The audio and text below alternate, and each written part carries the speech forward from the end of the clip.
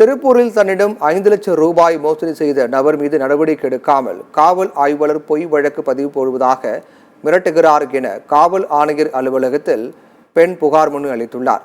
கர்நாடகாவைச் சேர்ந்த அம்பிகா என்ற பெண் திருப்பூர் எஸ்பி காலனி பகுதியில் தங்கியிருந்த பனியன் நிறுவனத்தில் பணியாற்றி வருகிறார். இங்கு ஒப்பந்ததாராக பணிபுரிந்து வரும் ரஞ்சித் என்பவர் அம்பிகாவிடம் 5 லட்சம் ரூபாய் கடன் பெற்றதாகவும் அதற்கான காசோலையை கொடுத்ததாகவும் கூறப்படுகிறது. இந்த காசோலையை வங்கியில் வரவு வைத்த போது ரஞ்சித்தின் வங்கிக் கணக்கில் பணம் இல்லை என்பது தெரிய வந்துள்ளது. இதுகுறித்து கேட்டபோது பணம் தர முடியாது என்று ரஞ்சித் கூறிய நிலையில் திருப்பூர் வடக்கு காவல் நிலைய காவல் ஆய்வாளர் உதயகுமாரிடம் அம்பிகா புகார் அளித்துள்ளார்.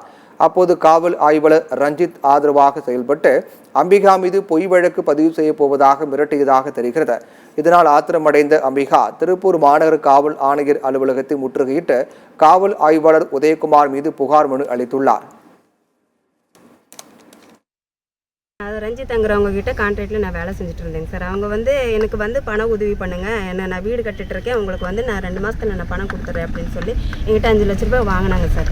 வாங்கினது தவிர இப்போ 2-3 மாதம் ஆயிடுச்சு. நான் கேட்டதுக்கப்புறம் அவங்க எங்கிட்ட ஆதாரத்துக்கு செக்லீஃபையும் நோட்டு கொண்டு வந்து கொடுத்து ஆதார் கார்டு ஜெராக்ஸு கொண்டு வந்து கொடுத்துட்டு அமௌண்ட் வாங்கிட்டு போயிருக்கிறாங்க.